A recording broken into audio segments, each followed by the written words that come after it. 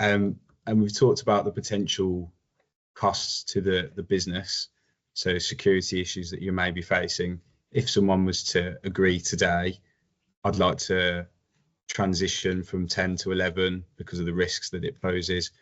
What is the cost of that, I guess, from a financial point of view? How much is it likely to cost the business? How much time is it likely as well to take them?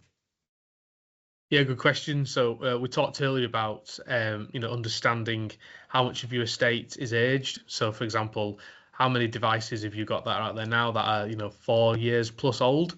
If they're over that certain age, the chances are Windows 11 isn't gonna run very well on these devices. It could impact productivity, could impact user experience.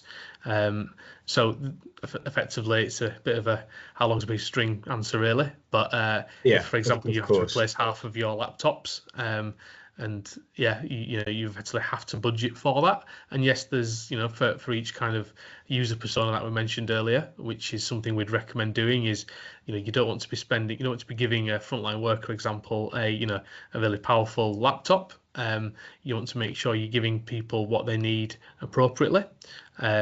So yeah, the cost will vary. So as well as just the hardware cost, like you said, Ben, you have got the time and you have got the cost of time to essentially prepare for that. So things like testing your applications. So for example, if you're in the legal industry and you've got an archaic case management system, you're going to have to invest some time in understanding, is that going to work with Windows 11? Have I got the support of the application vendor, for example?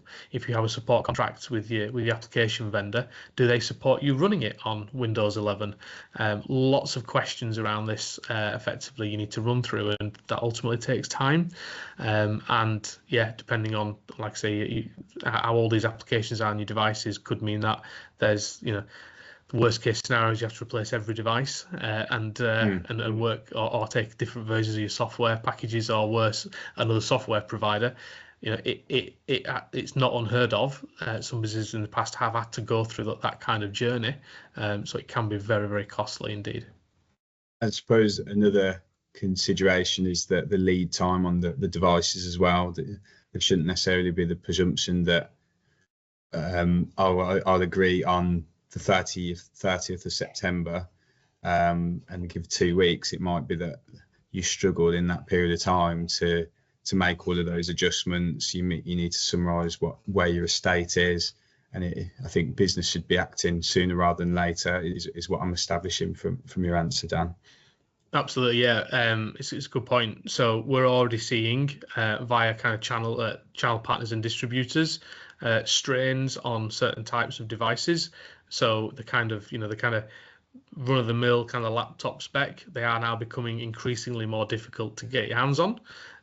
So if you're quite a large business and you've either got a hardware partner or an MSP who have got links to distribution, they might have better buying power.